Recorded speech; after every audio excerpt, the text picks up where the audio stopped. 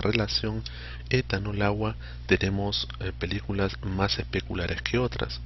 Lo mismo sucede también con el tamaño de grano, como se puede observar en la gráfica de la derecha.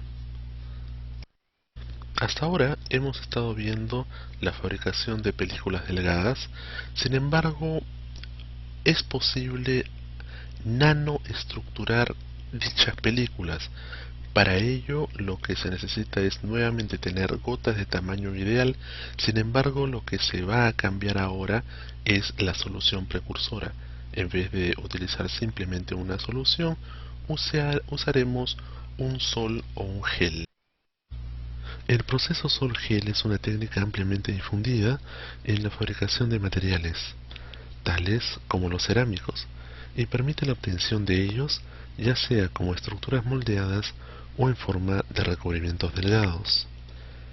Como se observa en la figura, el proceso se inicia cuando una solución acuosa, por ejemplo, de sales inorgánicas, se hidroliza, formándose una solución coloidal de partículas sólidas, con tamaños menores a un nanómetro, dando lugar a la formación de agregado de soles. Estos agregados crecen y al unirse con otros forman un gel, que consiste en un sistema bifásico con una matriz sólida continua rodeada de una fase líquida. La fabricación de películas delgadas nanoestructuradas utilizando la técnica de rociado pirolítico se puede obtener usando a un sol o un gel como solución precursora.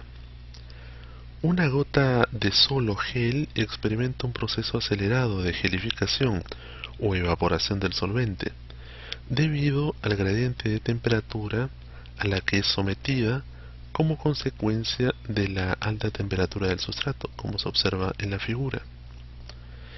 En estas condiciones, las gotas alcanzan el sustrato en estado viscoso. Esta estructura es muy desordenada comparada con otros procesos lentos. Por lo tanto, la etapa final de la formación de la estructura se produce sobre el sustrato. El modelo del secado de las gotas sobre el sustrato es algo similar al secado de una gota de café sobre una superficie, en el que el residuo dejado forma anillos oscuros y más concentrados al borde. Este proceso sucede en muchos sistemas físico-químicos. Popov propuso un modelo que explica la formación de esos anillos. Este modelo asume a la gota como un sistema de dos componentes, el solvente y el soluto, que para nuestro caso podríamos considerar al sol y al gel. La fase líquida se sitúa en el medio de la gota y la fase concentrada cerca de la línea de contacto, como se observa en la figura A. La diferencia entre las fases radica en la concentración del soluto en cada una. Se ha observado que la línea de contacto de una gota líquida permanece inmovilizada durante el proceso de secado. La mayor evaporación ocurre en los bordes y el solvente se concentra cerca del centro de la gota. A fin de reponer el líquido evaporado en el borde, se produce un flujo de líquido del centro al borde de la gota, como se observa en la figura B. Este flujo es capaz de transferir todo el soluto a la línea de contacto, y esto produce una concentración de la línea de contacto. El resultado final es un anillo. El modelo asume que como la gota es suficientemente pequeña, tamaños de 0,1 a 1 micra, la tensión superficial es dominante y los efectos gravitacionales son irrelevantes. En la figura se muestra el esquema de la evolución con el tiempo del proceso de secado y crecimiento de la fase depositada. Este modelo también predice que la geometría característica de patrones del depósito es una función de la concentración inicial del soluto y del tiempo del proceso de secado. Este modelo explica la obtención de recubrimientos porosos por la técnica de spray sol-gel. En la presente diapositiva se observa una película delgada obtenida por rociado sol-gel. Como se puede ver, se ha obtenido una estructuración nanométrica en la película.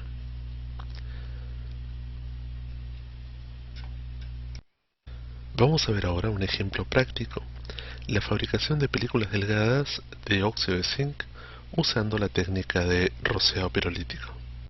Los objetivos específicos del ejemplo práctico son preparar 400 mililitros de una solución precursora de acetato de zinc 0,1 molar y que tenga una relación etanol-agua de 3:1.